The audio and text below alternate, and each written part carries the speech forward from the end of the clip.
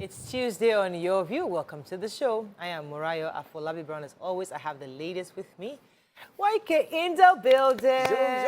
Good How morning, you doing? good morning. Good I'm to see fine, you. I'm fine. Meanwhile, my name is Enibalumo. Enibalumo. What's buying? What happened? Because last week we had we had that man Chief Odunto on this set. NEPA never bring beer. They can't bring beer. Hey. 1 million. NEPA. NEPA. That they said that he was sitting here saying it's 2 naira. They've increased it by 2 naira. 2 naira, 2 kini. 1 million and something. I said, yay! Wait, are you still? They should bring that man back. Eh? What was the bill like before? The bill was 800 before. So the What's the That 2 naira? that's not 2 naira. Nino! Wait, YK. There was a time you told me it was Because 300. don't do me here. 2 Nino and this. Wait, YK. You told me before it was like 300 at some point. NEPA. Yes. Many years How ago. many years ago was that? They from 300, he moved It went to like 5 or 6. 500. I complained. Then 7, 8. 800. Now it has got to 1 million. 1 million. Okay. Do you have estimated billing you still have? Yeah, it's right, yes. They said they can't give us Meter. the pay as you go meter that is commercial business. commercial, not commercial, they call it one thing. High. In fact, they are our gas. We are working for 1 NEPA million per month. per month. Upon diesel, we are spending at least. We are buying. You need to go and sit down with these Ikeja guys. You're under Ikeja discussion. You need to have a proper I've conversation. had discussion. God, I've had discussion with them. I've written letter. There is nothing I've not done. It's really bad. This is really Any bad no more. I'm telling you. That's why I say, what buy you? What by you? Because This is not funny. when he was sitting here, we had not received bill, as if he planned it. That bill should not come before it comes. I hope he's watching. I hope he's always watching. Tuba does not usually understand at all. Bele YK, you know. Now, Mike is giving me palpitations. Bele. The whole I bill will have, still one, come. How you doing? I have one estimated bill coming. And they doubled it, and I was shouting. I even sent him a Mickey. I follow process. I complained. I protested. So this month that we have been in darkness, we barely have up to 2 hours light in 24 hours now. Sometimes they don't come, they don't bring it at all until the 3rd day. I say, Kuku, tell us your Something must have ration. happened because you used to tell me a call was really good. Something In must have our happened. place, the kind of I used to have nothing less than 18 hours of power. it's Something happened. So could you issue. have you found out what Since happened? September, they say that they are using breaker. We are sharing breaker. Now, it's like we're not even sharing it again. There's a complete blackout, darkness. And then they will now bring bill. At a business place where I spent 50-something thousand naira on diesel and petrol to run my machines. Oh, God is watching all of us. Okay, so you are Eco Disco, you are Ikeja Disco. So all Lagos Watching discos. all of them. God is watching them. All right. Plus us and them. What's your own person that is lamentation? lying Wow, I'm not- what did I'm- Nigeria I'm do to you? daylight That's Nigeria done to you. I understand. It's a bit challenging, but I'm not lamenting. I am actually marketing. I have celebration mark, but we just launched the product yesterday. Yesterday morning, I was supposed to come and market my new estate, the one I told you about that. Congratulations. You can have a Greek and earn money. Yeah. It's a residential area, but I realized that most of my land, customers are not ready to build. They are keeping it, and the land is just lying fallow. And we have a food challenge in Lagos. So my plan was, instead of just leaving the land lying fallow, we'll cultivate. So we intend to do this year yam. At least we'll have yam for Christmas if we cultivate within the right period. So this is a limited window between this January and March to sell the unit of 600 plots that we have, after which we will cultivate in April, and by December, hopefully, we will come here and announce that we have harvested 50,000 tubers of yam on the 1 acre. That would be fantastic for sale with Lagosians. For sale in Lagos, yes, Lagosians that'd be can great. eat yam, and won't have to import it and be paying plenty diesel transportation. Fantastic. Are we importing yam? We are bringing yam from the, not importing, but bringing yam from Middle Belt. Most of the yam in Lagos is from the Middle Belt. Oh, and that's we are not spending it. importing now, I within know. Nigeria. Yeah, I was just you make me exaggerating. fear Why now. now? She means transport. No, you see me. I told you my name today is Enibalumo. So when you're telling me we are importing yam, Don't worry, yam will be cheaper by the end of this year, I'm sure. Because the farming, Nigeria Nigeria will still be good. Don't worry, we are working towards it. I saw the videos. Electricity will come. I'm praying for your area. God will give us. God will speak to their hearts. the house we don't have light too. In fact, all weekend we didn't have light. I can't complain. We have too much light, Steph. You can't complain. We can't complain. We could not say anything to the matter. We are paying the money, but we are seeing the We are lights. seeing the light. We are seeing light. We have not complained about the Thank God money. for prepaid meter. Is it not better to pay the NEPA than I have to go on a diesel, break. everything? You are paying generator, If that service. 1 million was I have to without go on a diesel, break. it makes sense. I have to go on a break.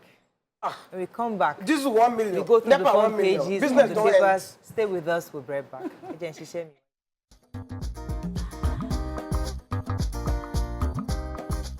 Stay tuned. Your View will be right back. Okay, we're going to start with the nation. APC, PCC, 6 articles probe for fraud within 72 hours. Why new revenue formula plan can't work by RAMFAC, that's the Revenue Mobilization Allocation and Fiscal Commission. Bonale Rahim, killer police suspect pleads not guilty. Oyo Council to become richer, says Makinde. Soludo Surety proposal splits Kanu's family and IPOB. Slain Catholic priest survived Madala bombing kidnapping. 1 killed in INEC office attack and 18 die in road accident. Okay, which story are we starting with? Can I start with the Bolanle Rahim story? Yes, please. They started the case yesterday, and the prosecution had their first witness in the stand. His name was Amen. He was one of the officers on duty that day. He said before they left the police station, the DPO had called them that they shouldn't use their firearms on anyone. They shouldn't threaten anybody with firearms, and they went out. He says the first Dimitri was standing in front. He was second, and the Vandy, what is his name? Vandy, yeah, was at the back. The first man stopped the car. He didn't stop. He stopped the car. He didn't stop. And then that was when Vandy now fired. And he said they were even shocked. They were not expecting the shot. They just saw, they heard the shot, and then they saw the glass shatter. The next thing, so a lady jumped out of the car. You have killed my sister. You have killed my sister. And then they just threw Vandy into the car and drove off with it. Before him and the second man could get to the place, they had driven off with him. They didn't know. The next time they saw him was at the police station with the the DPO brought the ASP. He was an ASP. Yeah, we heard. Yeah. To the Really station. sad, and I'm really pray Very, that very sad. justice is served. I mean, these are one of the behaviors that I led forgot to say he pleaded not guilty. Yeah. Of course, just so that trial will go on doesn't mean he doesn't know. Doesn't mean he's not guilty. The World Okay. Economic Forum is holding, and globally they are predicting global recession, and they said that rising interest rates benchmark is also going to contribute to this. According to the managing director of the World Economic Forum, Sadia Zahidi, said some 18% considered, 18% attendees, economists across the world, chief economists across the world, they all predicted that a world recession is extremely likely, and more than twice as many as in the previous survey that they've had. And only 1/3 of the respondents to the survey predicted that it is unlikely that we'll have a recession. And they also said cost of living crisis may be approaching its peak at 68%, expecting that, we'll have less severe we'll have it less severe towards the end of the year.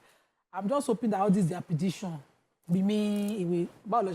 We pray it away, and we'll have a good year economically. Okay, let me talk about the RAMFAC, that's Revenue Mobilization, Allocation and Fiscal Commission. They had made a proposal to the President, Muhammadu Buhari, concerning the review of salaries. Nigerians have always asked that we must review salaries of our public officers. So what they have done is they proposed a vertical and horizontal revenue change. According to them, the vertical revenue allocation formula is obviously for the 3 tiers of government across, and then the horizontal is that includes the local government areas and also states and also the FCT.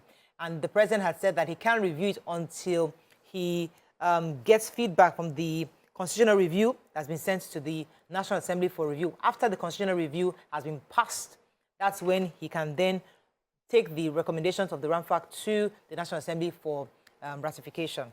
So I want to take the story of one person, a policeman, detailed to the INEC office in Enugu South local government area of Enugu State, who sadly lost his life in the line of duty protecting the INEC office, was burnt. The building was razed, and he died in the attack. Even though they called in fire service, the fire service couldn't put out the fire because they were scared that the hoodlums that put the INEC office on fire might still be around. People within the village said that was not true. They felt the people had gone, but they were just scared because they heard gunshots. They are suspecting that this attack was carried out by IPOB ESN renegades. But the good news from the INEC spokesperson, Victor Okafor, said the commission's materials for elections were not compromised. It wasn't even affected by the fire because it was just the security house where the police was that got burnt. This happened on the 15th of January, and it was confirmed by the Commissioner of Police for Enugu State. Okay, let's move on now to the Punch. Emefiele DSS running battle paused as CBN governor resumes. Picture here again of the DPO warned us hours before Vande killed lawyer, says inspector. Infidelity, Rivers man strangles and sets lover ablaze. INEC office attackers kill policeman, guard, defend facility.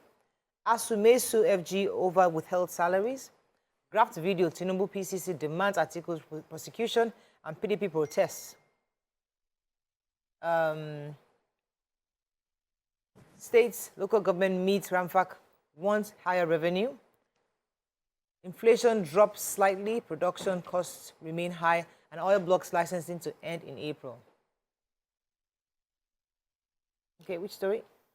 Okay, let me take Starting the with human interest story. So, in Rivers State, Port Harcourt, a middle-aged man identified as Babyface died in a fire incident in his house in Oyingbo local government area. But his lover was also recovered from the house. It is said that, he invited his lover to the house and strangled her or interrogated her over an alleged affair that she has with another man.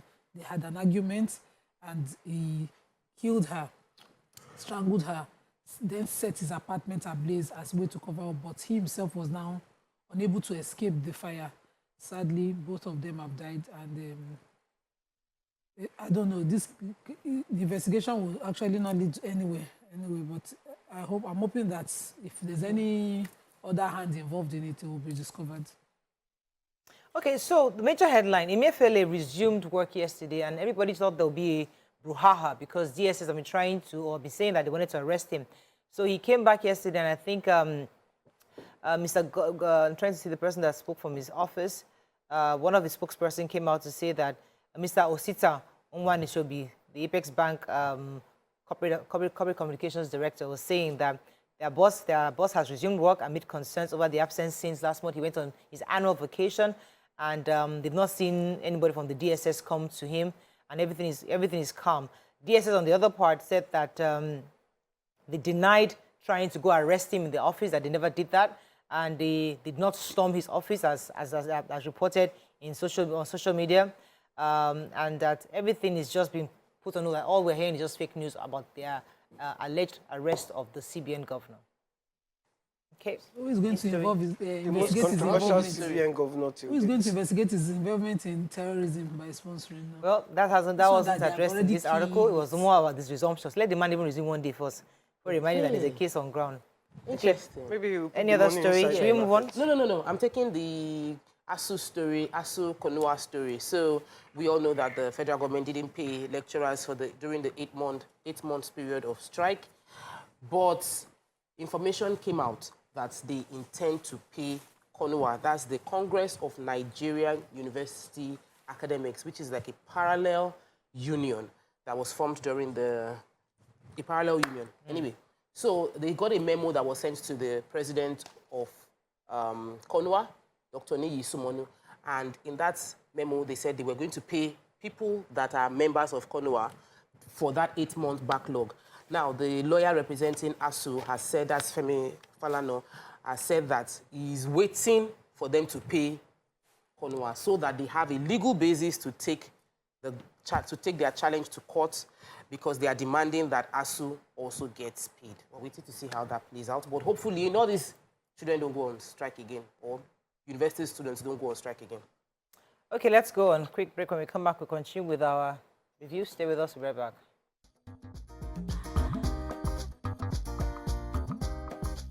Stay tuned. Your View will be right back.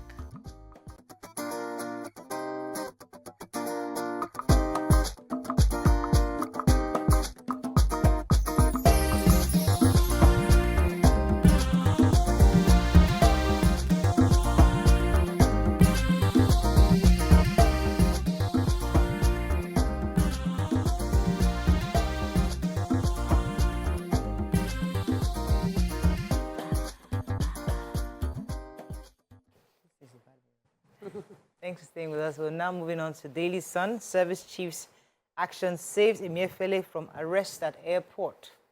Atiku Tinubu in fresh war of words. Obi at Chatham House vows to dismantle structures impoverishing Nigerians. Nigeria's inflation eases actually to 21.3634%. 25 million Nigerians at risk of hunger in 2023. IPOB rejects Soludo's surety offer for Nnamdi Kanu. Ulu of Worry sue crisis on Ooni of Ife brokers peace. And Imo government to Ogochinyere, where we have no hand in your misery. Okay, which story? We're starting with. Can I take the Kanu, because I took it in Nation, but since it's here as well. Which one? The Kanu story. Okay. Nnamdi Kanu, okay. Yes. You know, Soludo had offered to keep him they should release him into his custody, right, and he would make sure that he met his bail terms. Nnamdi Kanu's brother was very grateful. He says thank you to the governor. But IPOB have said, no. That there is no, that the government is supposed to, it's 3 months ago that they released him, and they haven't released him till now. So please, it is an unconditional release they want to. They don't want him going to the governor's house, because the court belongs to the federal government. So they should obey the court. Yes. And release their Nnamdi Kanu. But his own lawyer has said that Nnamdi Kanu says thank you to the governor as well. Well, thanks, but no thanks. He didn't say thanks, but no thanks. He just said, I just concluded a visitation with MNK, and he directed me to publicly convey his appreciation to the governor, Chukwuma Soludo, for his political courage, for the political courage he displayed by demanding his unconditional release. You know, he first asked for his unconditional release. I wanted to take the story of the Imo State Governor's response to the spokesperson of the Coalition of United Political Parties' allegation that he was the governor who sent arsonists to his house and burnt it, and that arson attack, his uncle was killed. Now, the Imo State Commissioner for Information and Strategy, Declan Imulumba, in responding to absolve the governor of the allegation, says that the CUPP spokesman, as he described the CUPP spokesman as a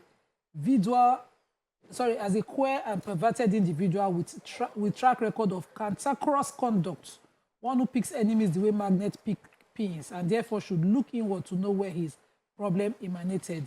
He said that he lived a life of falsehood and violence and was afraid of his own shadow. I think that because he has suffered the loss, absolve the governor, but don't attack. You can be more constructive in speech. For a commissioner of information, you think just pepper me, say, how can you speak English like this? At a time when somebody bereaved, you know, when you're bereaved, so this morning myself and a colleague were sharing something. She said when her father died, she was just wondering, why is the senior sister alive? She was just saying all sorts of things. Somebody bereaved can talk anyhow. Yeah. But you, as a government official, should be more constructive and comport yourself properly. All right. Circumspect. So you will. Yeah, which one is the story? Yes, I was going to Chatham House. So the presidential candidate for Labour Party has gone to Chatham House, and while he was there, he was reading out all that he wants to do. One of the first things he started with was saying that he vows to destroy the structure that has kept Nigerians in poverty. He said many people during the campaign said he doesn't have any political structure. How does he think he can win? He said that's the exact structure that he wants to destroy, the structure that has impoverished Nigerians so far. Concerning his development, the first thing he said he was going to deal with is power. He said, how can a country that has 200 million be producing 6,000 to 5,000 megawatts when South Africa, in comparison, that has just 60 million, is producing 40,000 and they are declaring state of emergency. So for him, it is all-out war on the power sector to improve it. On IPOB, he also mentioned that he's going to look into the issue of marginalization and bringing justice. On the issue of security, he mentioned how himself and his candidate are going to work on the matter. But the last thing I want to mention is how he's going to deal with the Nigerian debt. And we know we have a lot of debt. And he said, while he was the governor of Anambra State, we should go back to him being a governor with 30 members of State Assembly not belonging to his party, and he was able to manage the affairs of the state. Avoiding nepotism and transactional policies is one way to reduce debts, and a lot more was said. You can read the details. All right, moving on quickly now to Vanguard. Alleged graft and treason. Tinubu article, seek each other's arrest and disqualification. Chifanyako has devoted his life in service of humanity, says Ambassador Chinade. DSS denies invading CBN as immediately resumes from his annual leave. Lingering fuel scarcity, shame of the nation. Davos 2023. 3 richest men in Nigeria wealthier than 83 million Nigerians, says Oxfam. Nigeria suffering from SAP misadventure of the 1986. Polls, why we can't follow temporary voters card. INEC, we can't allow, actually, temporary voters card. INEC tells court, and Lagos arraigns killer of female lawyer Omobolanle Rahim. Okay, which story are we starting with? Davos 2023. Yes. Oxfam has called for the higher taxation of the world's super rich.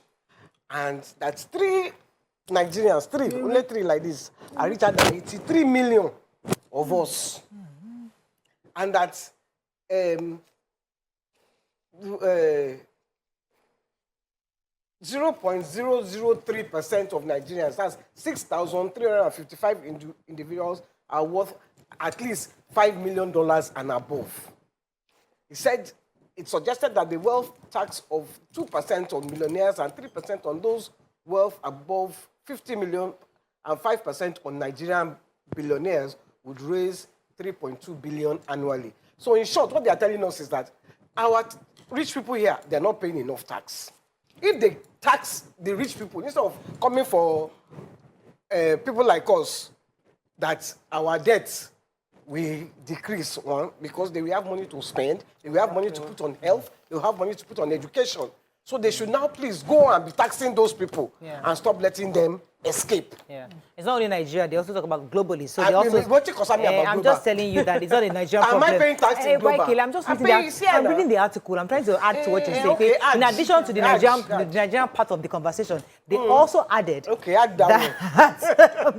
that if up to 5% of the world's multi-billionaires are taxed, we'll be able to raise $1.7 trillion that can lift 2 billion globally out of poverty. So it wasn't just Nigeria, it wasn't a Nigerian problem, it's a global problem. But they said that today, our own, how many would they remove from poverty from our own?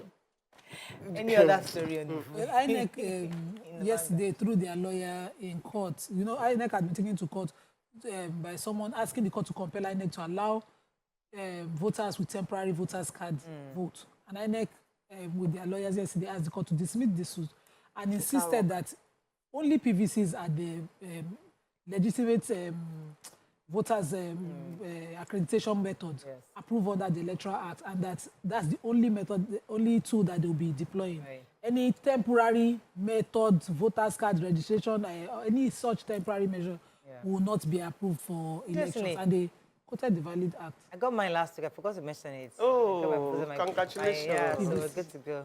So Great. everybody must get theirs. Have you got yours? Mine took a bit of a hassle because they couldn't find it. I had to go somewhere else and look for it. You know, I didn't act like the regular Nigerian of just giving up and moving on. I went back and forth a bit. I've and seen then a they regular found Nigerian it. giving up, so I'm going to go No, I back didn't give and up. go and I find found. it I now. made sure they found it. They traced it. They kept. They moved it too, so I think it's closing this know. week. So try. 22nd, I think, or 29th. No, 29th. It's not 29th. Yeah, we'll discuss it, but we can't We get still to have over a week. My PVC is very old. Can I renew my I own? want Which to take story? a story. Sorry, no vex. I want to take it. Few crises is affecting everybody. This morning there was so much traffic based on few crises, and so That's the word for it. members of the organized private sector are complaining that we have spent over 20 trillion naira in the past 3 years on fuel subsidy. Officially, fuel is subsidized to 195 naira per litre, but we all know that we're not buying for 195 litre but 190. We are buying for some people are buying for 250, 300 to 650 per litre across the country. This is unacceptable. It's making life difficult. We're just the NECA is lamenting, MAN is lamenting. Everybody is lamenting. Everybody is lamenting. Tokpe is lamenting. I am, yeah. Eniba. No more. And this one is buying everybody. Those of us that are paying 260 in Lagos, we don't know that somebody is paying 650 650 in this same country. Eniba Lomo. Let's go on a break. When we come back, we bring in our friends from FBA Quest. Stay with us, we'll be right back.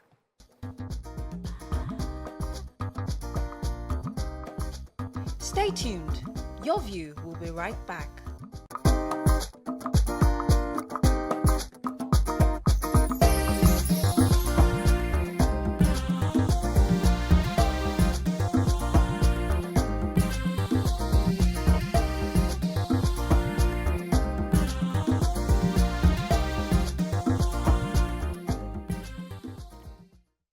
Thanks for staying with us. Join us on the show at this segment is the Force Public Relations Officer, Olumuyiwa Adejobi. He will be speaking on the state of security in our country, from the ongoing rescue mission to recover the abducted victims of last week's train station attack, to the issue of insecurity in the southeast, and so much more.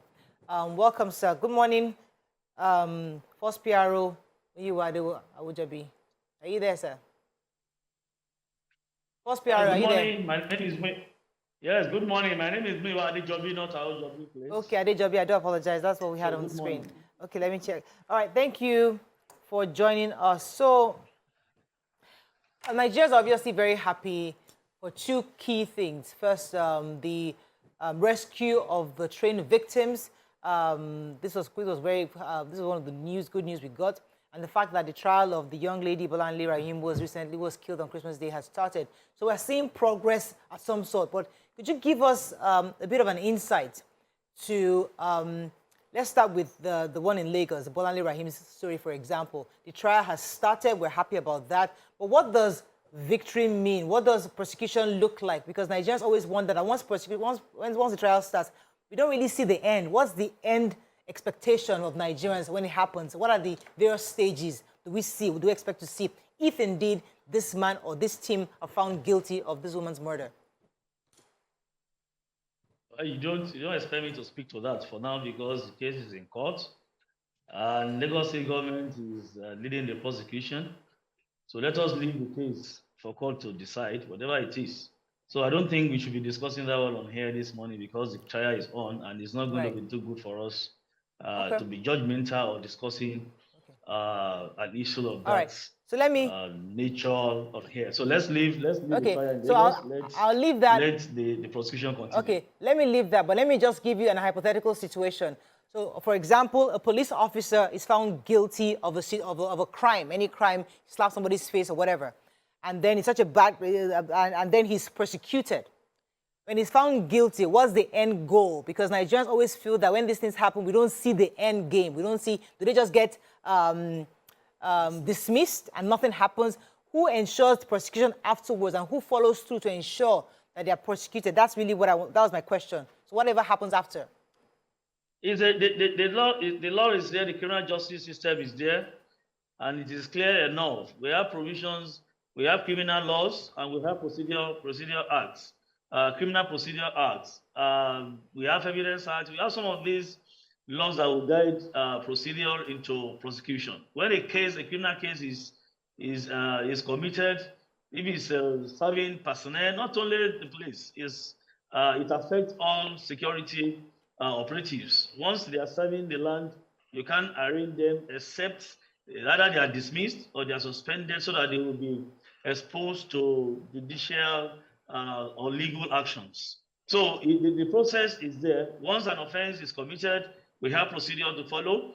And of course, prosecution either to be led by the government of that state or federal government, as the case may be, or to be led by the police. So somebody must lead the prosecution chief in that case. And for, of course, civilians too, the same things are applicable to them. That if an offense has been committed, that person still remains a suspect until the court decides on that case. That's why we always, either we call them suspects or we call them accused. So the procedure is there and the procedure must be followed. Whatever it is, the procedure must be followed. Good.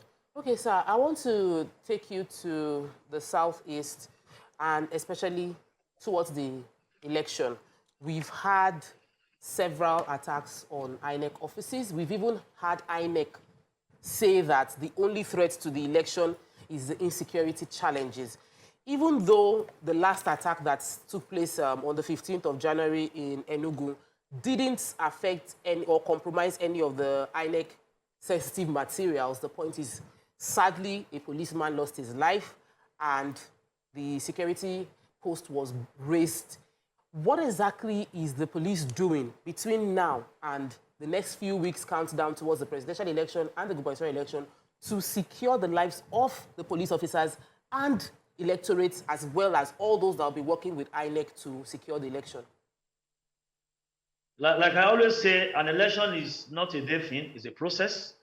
We have pre-election period, election period, and post-election period. And I'm sure you know that the police has been on top of the game since the beginning of this electioneering process, starting from party registration, congresses, primaries, and the like. So up to now, we are still on. We are doing what we should. And I'm glad, you know, that the attack on the INEC office in Enugu, our men were on duty. And unfortunately, we lost one of them, and the second one is seriously injured. They will always, not state actors, these criminal elements will always want to make attempts to run down the system, to attack us and test our ability. But we were able to give them a very good fight, despite the fact that the men on ground were not a large number as those that actually came to attack that facility, because they always move in large numbers. So we gave them, we repelled them, and that's why they were unable to have direct access to that facility. They were able to just touch that security post and run away. So we will always put in our efforts to make sure we continue to decimate the activities of these elements. They always want to come out and test our ability. They always want to come out and create fears, panic in the land, so that they will paint the picture as if Nigeria is not safe for us to have our elections. But we are still saying and reiterating now that we are good to go for 2023 general elections. We have done what we should do. We have done deployment to that effect. We have our operational order. We have incorporated all relevant and concerned security agencies, the military, and all the federal government agencies who are members of ICES. ICES is Interagency Consultative Committee on Election Security. And let me quickly repeat again that those quasi-unit security outfits from various states and local government and committees are not going to be part of election security management in 2023 general elections. So let me quickly remind them again. So we are working with all these agencies. We have done our deployment to all INEC facilities. We have made arrangements for proper movement of materials when necessary. Don't forget, we have to provide security for INEC officials, including the core members that will be used. We have to protect the observers, either domestic observers or international observers. We have to protect, including journalists. Some of you that are going out to monitor elections, we have to protect you. So we have a lot to do, and we have taken care of all these deployments, all these assignments we have ahead of us.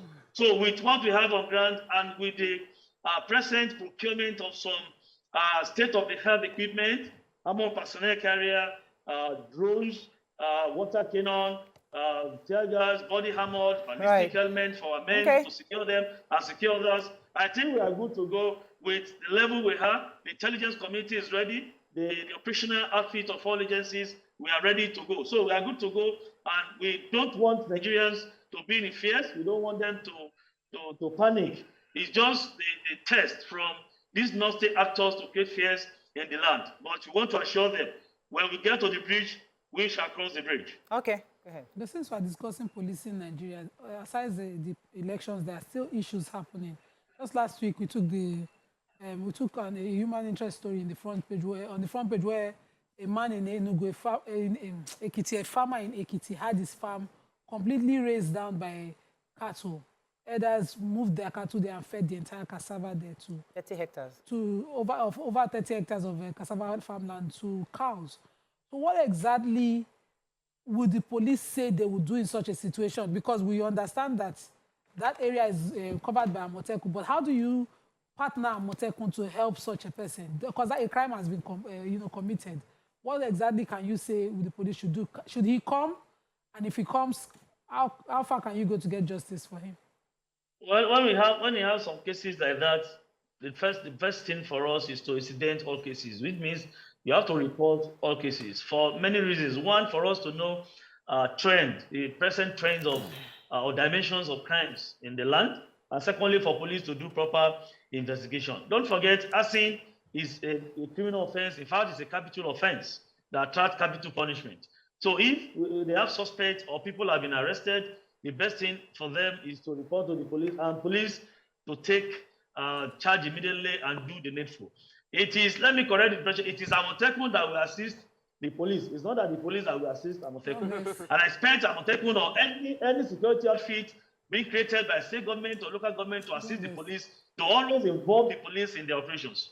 We don't want situation whereby we think we have the law and we have the weapons or wherewithal to move out. Any movement, any patrol, I think they need to always contact the commissioner of police or their respective DPOs or area commanders to assist them and guide their ways. If it is not police, it's not police. There's no how a child, you say the father will be taking instruction from him, no matter how place that child is. So I think all of us, either Amotekun or Bibiagu or any vigilante group created to assist the police in internal security, should always carry the police along, involve the police, and we should do what we should do on time. Like this case in Ekiti now, if the command has not arrested anybody, I think the job of the Amotekun and others and members of the community is to give information to police to know who actually perpetrated this act. And let me quickly create this impression that we don't need to colorate or to have coloration to incidences. I want to clear the impression that in the southeast and southwest, we always say when we have heads of cattle, we say it is Fulani, it is this. No, when Yorubas, Igbos too, they rear cows now. They have their ranches, they have everything. So let us, if we have just a suspected handsmen, suspected handmen, suspected this, don't all the time we say they are from the north coloration, they are from the north, they are Fulani, they are this. No, we should just stop adding colors or giving names to those who have committed this offense so that we will not eat all the politics and create more problems for us. So the case in Ekiti, I'm sure the commissioner of police is going to be on top of that game. I don't know how far the command has gone, but I'm sure if it's a case of arson and it has been reported to the police, they will do the needful. But Nigerians should know that every case, every incident must be recorded. For us to know the dimension and trends of the happenings in that area, and for police to always do the needful. All right, so then we have to go on a break. That's feedback. So every situation that happens, let us report to the police so that they can have some kind of a database of what's going on so they can help us further. Let's go on a break. When we come back, we'll continue our conversation with our guests. Stay with us. We'll be right back.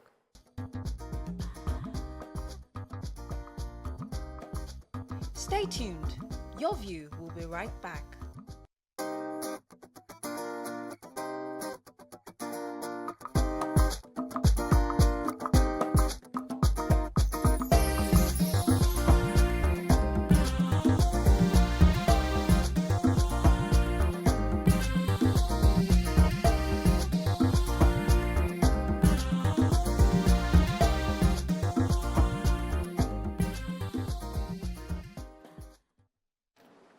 Thanks, and stay with us. We still have first PRO with us. YK, you're going to have a question. Go ahead, please. Yes, I have two questions. The first one is, you've released most of the kidnapped victims, the ones in Edo State, but there are a couple remaining. What are you going to do to get them out, or are you doing something to get them out? I'm thinking because in Nigeria, when you have released a lot of people, like Leah Shaibu, we haven't heard anything about her since everyone was released. So what are you going to do about her? And the second thing, a lot of our officers get killed in this, like the INEC, raiding of the INEC. What do you do to, for the family? You know, what kind of, because that's why a lot of the officers step back, because they think of what will happen to my family if I die. I'm the breadwinner. So those are my two questions. First PRO, did you get that? Yes, on the Edo incident, you agree with me that many of them have been rescued. But one thing about rescue operation is a very delicate operation. If at all you want to be to record a success, you must tread gently and carry out the operation strategically. The kidnapping is a very tedious, and rescue operation too is a very tedious operation. But we are still working. I don't want to make some comments on here, but I can assure you that you know when the kidnappers don't stay constantly in a place, when they know we place manhunt on them, they relocate, and it's always very difficult. Even when you are looking at the victims, you are looking at them at the den of these criminals, you cannot attack except you think it's safe for the victims before you can launch any attack. It's always a very difficult task, but I think people will understand that we need to rescue our people on hot. We need to rescue them alive. That is the main purpose. So we are working on them, and I'm sure CP Edo and other security commanders in Edo are working hard to make sure other victims are rescued on hot. And that is that about Edo incident, but we are going to get all of them out on hot, safe, alive, healthy. Then on the second issue is when our men we record casualties, either injury or death. We have our insurance scheme, and incidentally, the President Inspector General of Police, IGP Usman Akali Baba, has tried enough to make sure the Nigerian Police Insurance scheme is registered and is now a company. We have it as a limited, so that it can take charge of so many things we need for our men to insure them and to pay certain entitlements in case there's any incident, either by injury or death. So we are improving on a daily basis. And let me quickly say again that I think by Thursday, the IGP has about 13 billion naira to pay families of deceased and to pay the injured officers who are still alive.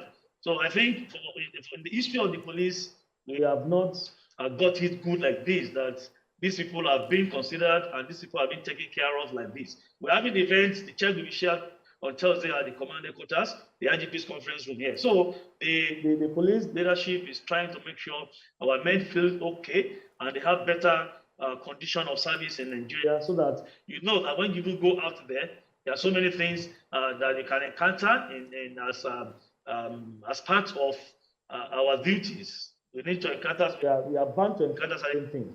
But what will be the succor for you if at all you encounter ugly incidences while on duty? But these ones have been taken care of, and the IGP has tried again to reduce mortality rates, to buy body armor for our men, bulletproof vests, ballistic helmets, and to an extent we are having armored personnel carriers that we have just, in fact, like 3 days ago, we just cleared about 20 of them from the port in Lagos and coming to Abuja for distribution in preparation for election. And beyond election security, that we need some of these equipment to protect our officers, to make sure they are secured too when they are on duty, so that we can discharge our duties as expected of us. So we are putting measures in place to make sure our men are safe while on duty, and if anything happens, at least the family, the relations, the next of kin, and even the men that are injured, we have some support that will be okay and feel among of us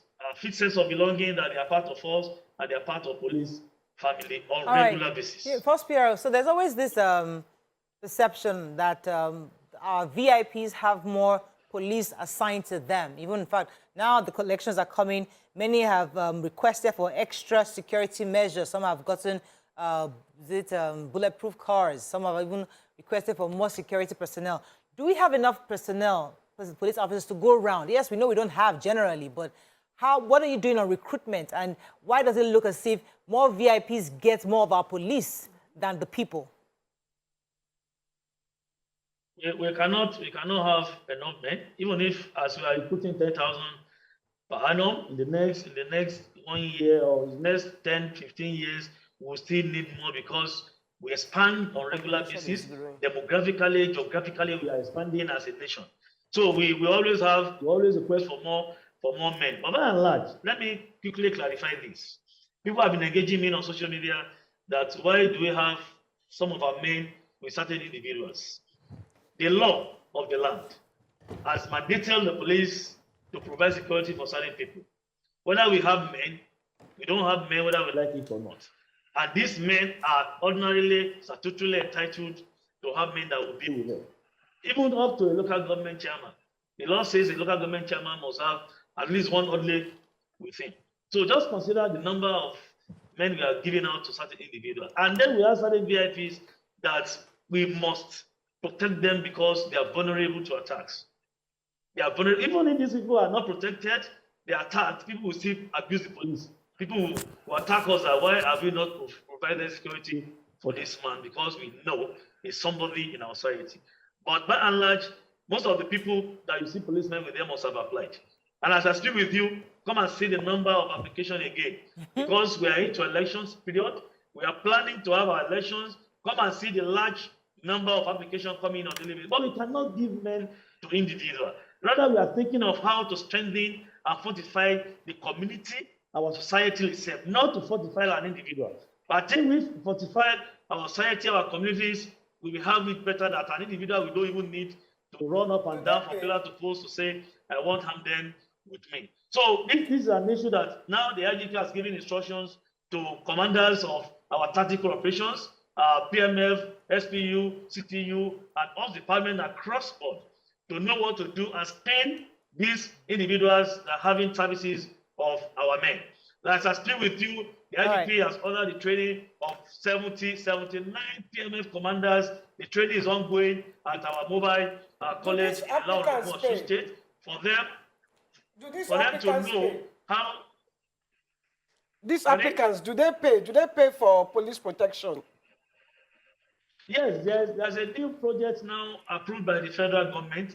It is called POSAP for automated services rendered by the police to individuals. They are to pay to an account approved by the government. We have the Federal Executive Council approval of this. It's called POSAP. It's a project. You can Google it online. It's there.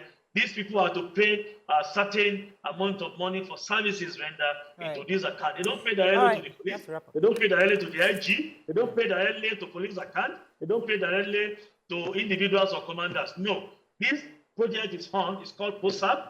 It is to pay for automated services, including character certificates, certain reports you want to get from the police. You have to pay certain amount of money. Point taken. I have more questions for you, so we have to wrap up very soon. Go ahead, Waki. Okay, so, sir, recently you were posting on Twitter some new gadgets and vehicles bought by the police.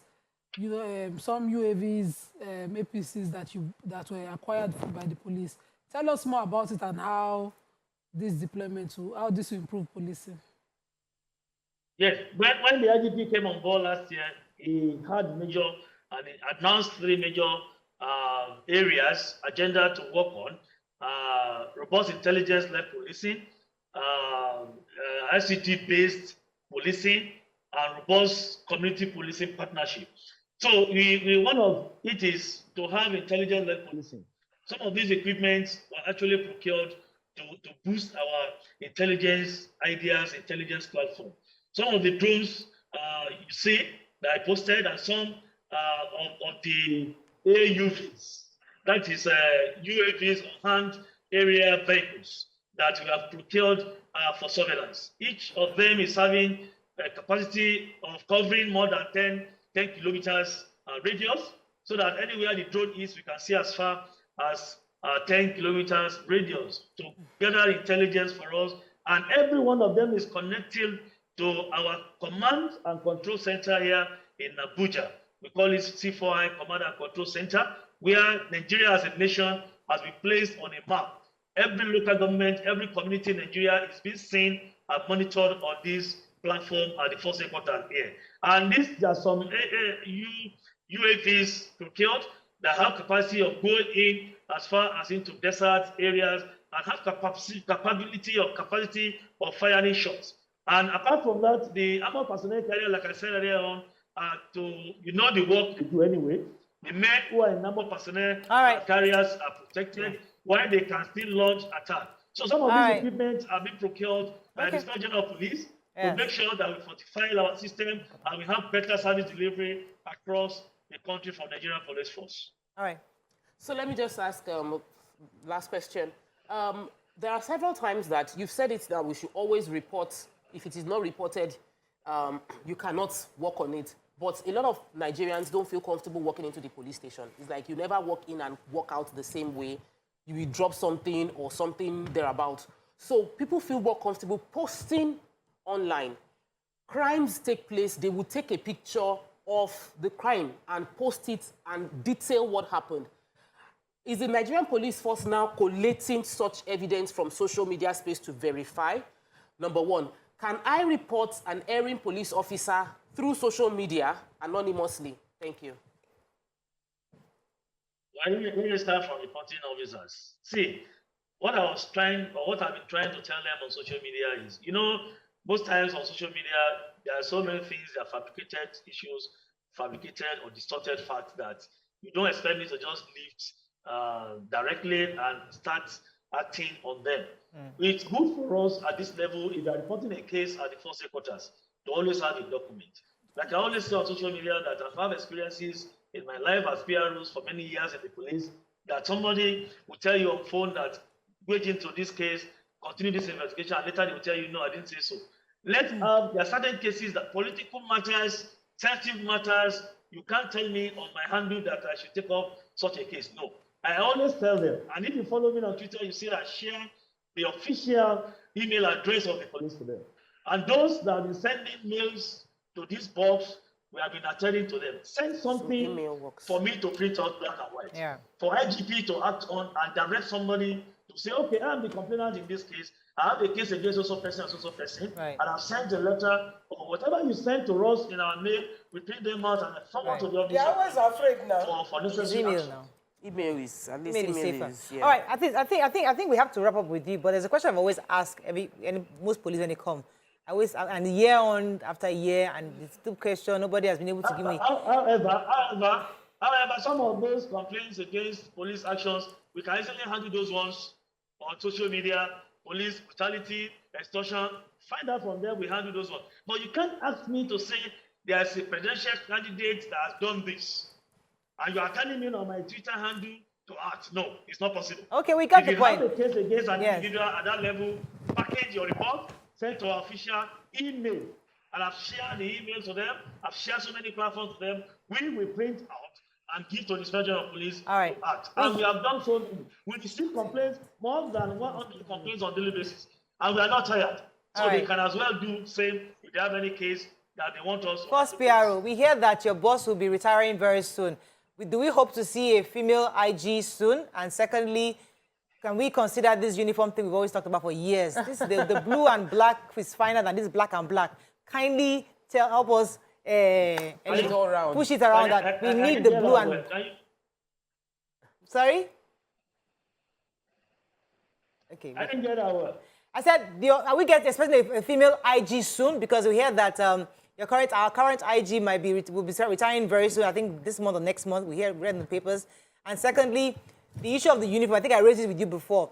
The blue and black looks really nicer. You guys look nicer with the blue and black. This black and black doesn't really look nice. Can you guys consider it again? Out of love. Out of love for you. We want to love you. I got the first part of your question.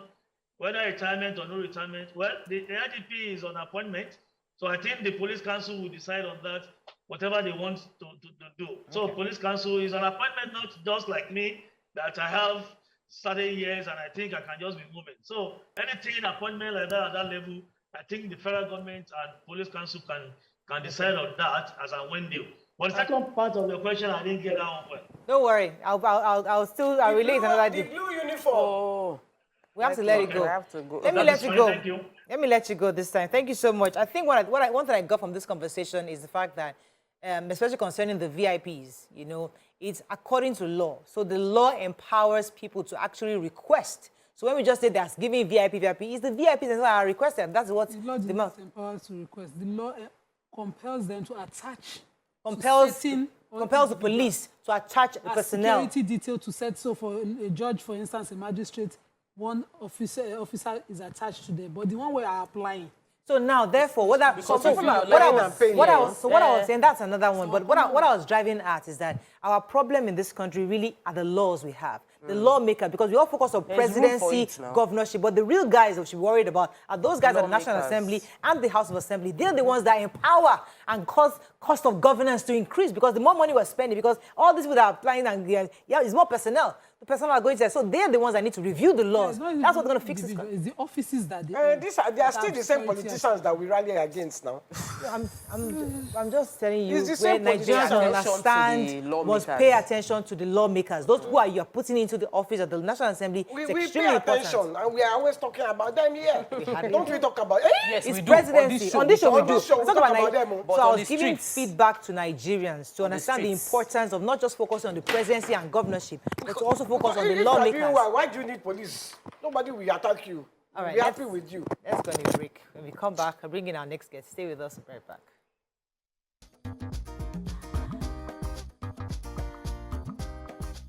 Stay tuned. Your View will be right back.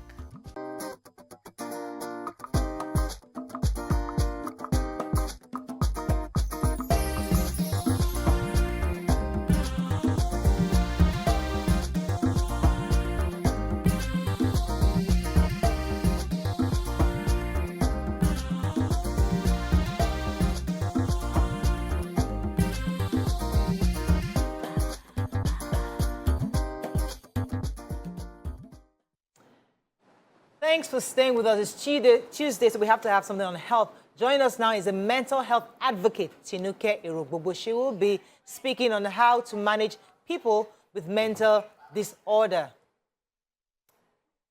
Yeah. Thanks for joining us, Tinuke. It's good to have you on the show. It is great to be here. Yeah. It's lovely to see you, Morayo, Tope, Nima, and Yenny. Yeah. Your lovely faces in Thank person. you. Thank you. So we're talking mental health, and mental health is something we've been discussing a lot in recent times. Many people are now facing the reality that mental health is real. Many of our loved ones are actually undergoing therapy at some level. But in Nigeria, it's really difficult for people to talk about these things. In your work as a mental health advocate, what have you seen, especially within Nigerians, in talking about mental health, access to help in this kind of situation? So I will start by saying that the reason why I got interested in mental health, because somebody close to me had a mental health crisis while I was in Nigeria, and it was hard to find resources. We hear a lot of times when they talk about different awareness events or things like that, but then after the awareness, what next? Who do I talk to? And I know you mentioned mental health disorder, but there's a whole spectrum of mental health, from being healthy, stressed, struggling, to full-blown crisis. And in all that spectrum, there's need for self-care. Like you might think, okay, I'm fine, but you still need, we all go through different types of traumas that we just, our culture pressures us to sweep it under the carpet. Right. And we think, oh, there's nothing till it becomes a full-blown crisis. So I believe that everybody should be doing something about their mental health, whether you feel like, oh, the person is in crisis, or you feel like you're okay. So for me, my advocacy is about what are the resources that I can use to support my self-care? What are the resources available for people in my environment that are going through struggling, to advocacy, to those that are interested in even taking care of their loved ones? And that's one of the reasons why I came up with this platform through the help of different mental health practitioners in Nigeria and outside of Nigeria. Okay, I wanted to know, just as you were talking about how we deal with it here, my experience or what I have seen is that Nigerians have 2 institutions that I know of in the southwest here, one in Yaba, one in Ogun State, Aro. And we believe that lock them up, carry them, lock them up. And some of us have seen depicted culturally that wherever they lock them up, chain them down, flog them every day, they will conform, they will heal, give them concoctions and beat them to order. So what has been your experience in researching how we've dealt with people who have mental health issues, some people who have full-blown schizophrenia, who are dealing with, living with such conditions? What have you found out that we are doing? Have we improved, or is it still what I think it is? So during my research of trying to find resources, I looked into different things. Part of what I looked into was what the World Health Organization is doing in Nigeria and the research that, results from the research that they did. And in Nigeria, the first point of contact for anybody in crisis is usually they go to their pastor, they go to their imam, 100%. they go to the traditional rulers. Civil attack. Yes, that's what is believed. So we need to meet people where they're at. So what the World Health Organization was doing is actually going to those places where you say people are being changed, going to the pastors that people are going to and saying, refer your worst cases to us. Part of what they were realizing also is that, yes, people are being changed. They're putting this concoction of holy water, but they're buying tranquilizers and putting those tranquilizers in the so-called holy water and giving people. So, I mean, there's a whole lot of work that needs to be done. Part of it is awareness, but part of it is also equipping people like you and me, so that we can know where to take people to, where to refer people to, how to take care of people, how to advocate. Where do we take them? So the platform has what I now discovered is there's so many resources in Nigeria, so many therapists, so many hospitals, so many elderly care facilities or homes, or people that can come into homes and take care of elderly people. There are so many different advocates. And that was what we did we compiled all these different resources. So and I know it's a your yearly NGO project. came up with it, like DOA project, right? DOA partnerships. They came up with a platform to help people have access to these people. Tell us about that Tell us the platform. Tell us about the platform. So doing good work in Africa is another, I call myself a social do-gooder. So I have several different platforms. But this is actually a CSR from my luxury retail business that I run with my mom. Like, we're really passionate about mental health. And we've helped specifically Lagos State Psychiatric Home Hospital with so many different things. But I wanted to scale it up to the next level. I wanted to be able to, we can't do it alone. Empower other people, put in structure and processes so that other people can become advocates. So the platform is actually, we started off with like a clickable PDF, but now we have a website that has resources of just places you can call to get information or to talk to somebody online. Because apparently, Mentally Aware Nigeria initiative, they actually have a DM therapy session where they engage with, you could chat with people in crisis. I didn't know that. They actually take volunteers locally and internationally that could help them. So there's so many different resources that we were able to compile into this all platform. sort of resources together in one place. So if you go there, you see all the access, the opportunities you can use to get health or help. Exactly. So I wanted to, when we talk about mental health, we then talk about when things have really maybe broken down.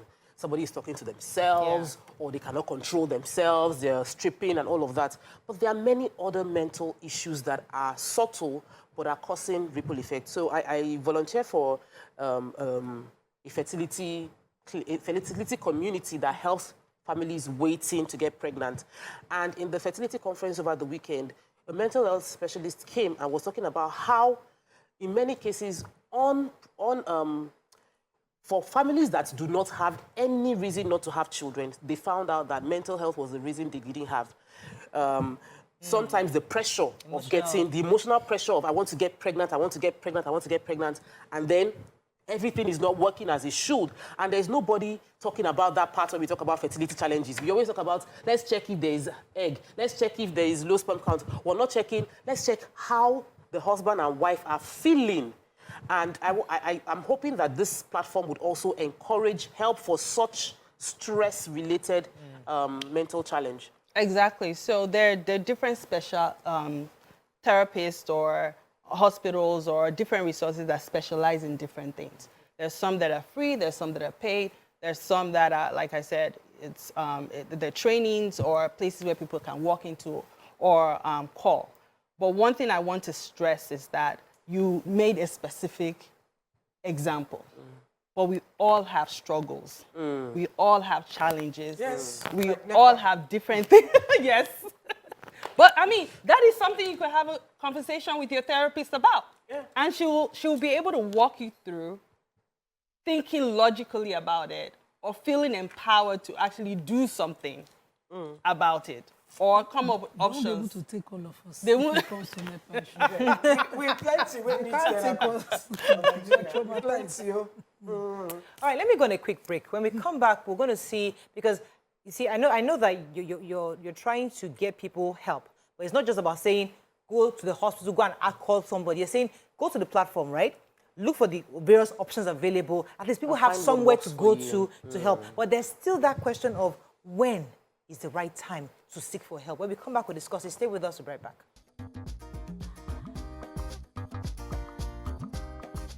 Stay tuned. Your View will be right back.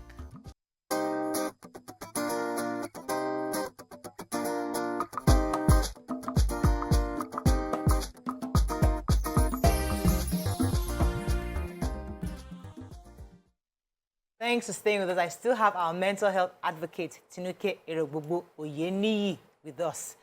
Thanks for staying with us. So, I was going to ask, because in Nigeria, you know, people say women, we're multitaskers, you know, we're able to take it all in. You know, it's a woman's pride that you're able to take the kids to school, go to work, go back to handle business, and take their family, go to shopping, cooking. And at some point, it becomes really stressful. But they tell you to suck it up.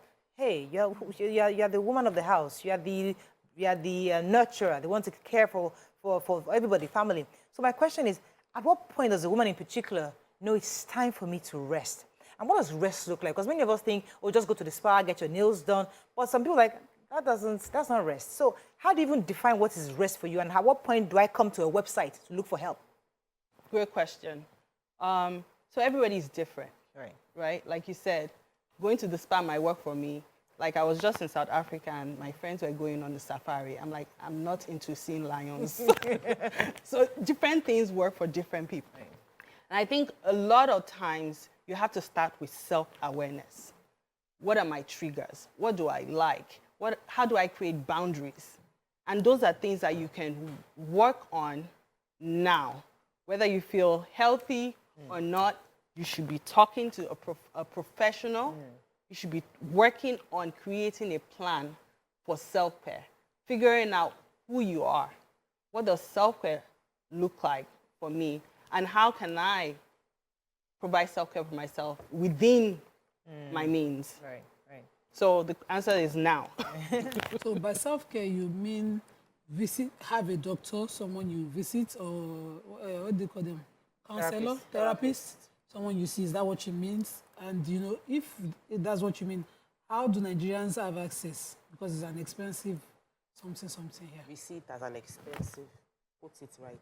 It's we that see it. Or is We it? see it as an expensive. I mean, there's some things we... It's expensive now. Seeing a therapist, even abroad, seeing a therapist is not cheap. Does insurance cover it? 360. Insurance does cover therapy, it, okay. abroad.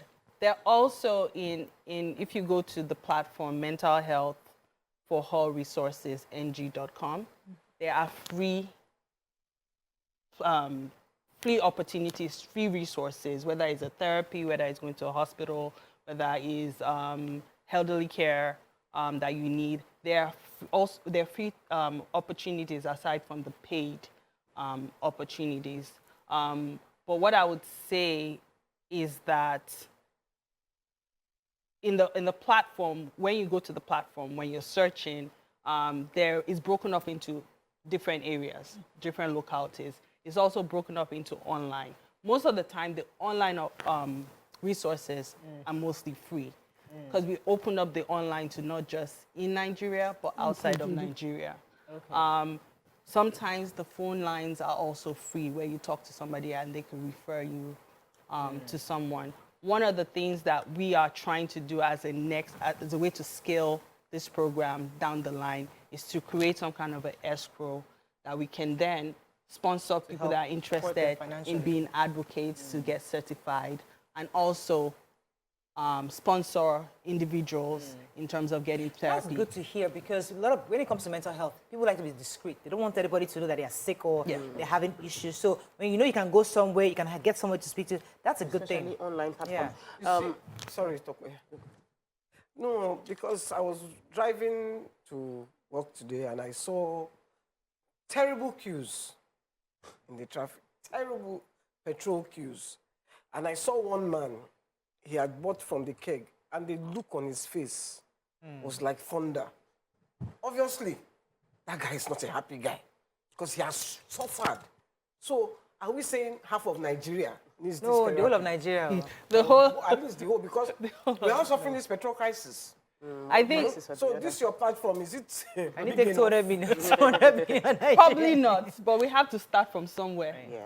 with everything. At one point, I mean, when I was searching, I couldn't find a platform that would give me a bunch of different resources and a platform that would be able to figure out how to do due diligence, ask the right questions to get to the right person that is a fit for me. Just like physical health. You go to your doctor, and you should go to your doctor and at least do a physical once a year. The same thing. You should be talking to a doctor or a practitioner of the mind at least once a year. So it's question and comments. It's just that whenever we think about mental health, we tend to stereotype it, and I'm trying to broaden our minds to different wide options of why we need this. With parenting, a lot of parents go through having children that they find out are addicted to something or the other, and they don't know how to go about it. What do? They consult pastor and imams to do some deliverance, where in actual fact, they might be able to benefit from having access to a mental care practitioner to talk to the child and give therapy out of that addiction. So things like addiction.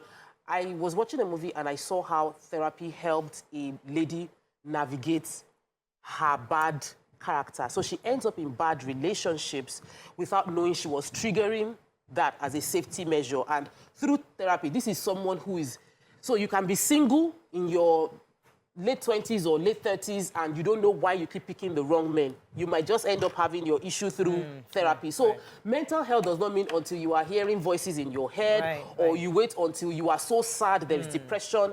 When you are facing everyday life challenge, having a therapist to talk to helps you to sort them out. You know what I don't like is that Gen Zs today is all about mental health. Yeah. That's their focus. Everybody wants to be happy, their joy. I don't want anybody stopping or triggering my mental health.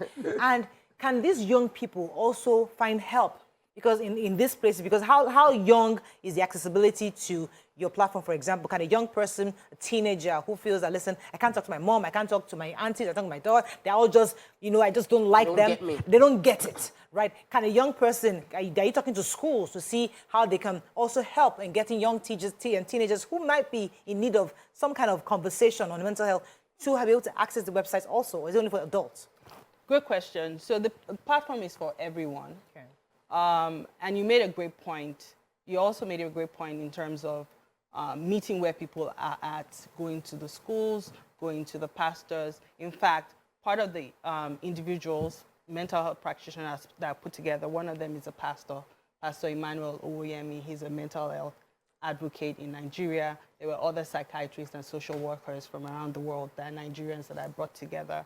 But on the platform, there's specialized resources also. There are therapists that specialize in marriage, in infertility. There's therapists that specialize in teenagers. There's therapists that specialize in drug addiction.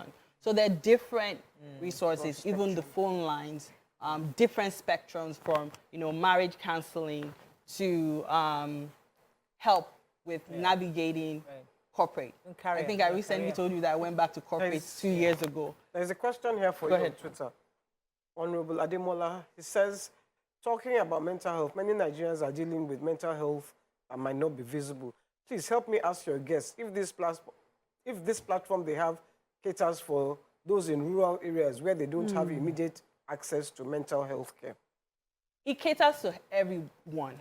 Now, the platform empowers those that can go on the platform. Right. And our hope is that we're creating advocates from this that can I take the information and go to those that can't access the For example, platform. someone like a Nima or like Morayo that lives in some corner in Lagos can say, okay, let me go to the share it. website. I've gotten XYZ, this not phone lines. I can now go back to my community, maybe my small church, my small group area, my school that I'm teaching. And say, guys, you can go to these places to help. To The free training help. she talked about, after that training, take it to the rural areas. Exactly. Do an outreach. Go Yes. to... Based on the Or information just you've gotten. publicize the website. I've had plenty of people reach out to me that I should coach them because they see me on social media as a life. But then I say, I know myself. Yes, I'm a trained life coach, but I don't offer one-on-one coaching session. I don't have the temperament or the strength to go through that. But I'm always recommending. So this is just another added platform that we can recommend to people, and other people should pay it forward as well. So I have to wrap up with you, but what are your general thoughts on mental health? Because especially, what do you hope to achieve in the next few years? What are your dreams on this as being an advocate for mental health? Because as we said, YK said that we're all stressed out in this part of the world. I mean, the stress in Nigeria goes through. When you go abroad, it's like easy peasy because hey, you can be that bad. You can make it in Lagos, you can make it anywhere in the world. But we have somewhat we are accustomed to this way of life. Well, what do you hope to see in the next 5-10 years as an advocate of mental health? I know. I'm like, when I come to Nigeria and before you know it, I'm shouting like everybody's shouting. I feel like everybody is like a pressure cooker about to pop. But everybody needs to start now in some sort of way. I told you that I call myself a do-gooder. And I'm always looking to create structures and processes to empower people so that other people can realize their potential, do good work, and pay it forward. So for me, my plan is to continue to scale this, continue to create advocates, bring awareness to the platform and the resources that we have in Nigeria and outside of Nigeria that we have resources in Nigeria. We do have. Do we have enough for everyone? Probably not. Yeah, but we do have. But we do have. So let's start with what we have. Let's start with even the international resources that we can access online and create more advocates, go beyond just creating awareness. And then those people can pay it forward. Fantastic. I think that's all we can take on the show. Next time I bring you back, we're going to talk about your bling blings, you know. but thanks for being here. We enjoyed having you on the show. That's all we can take on today's show. Have a great day. We'll see you tomorrow. Bye for now.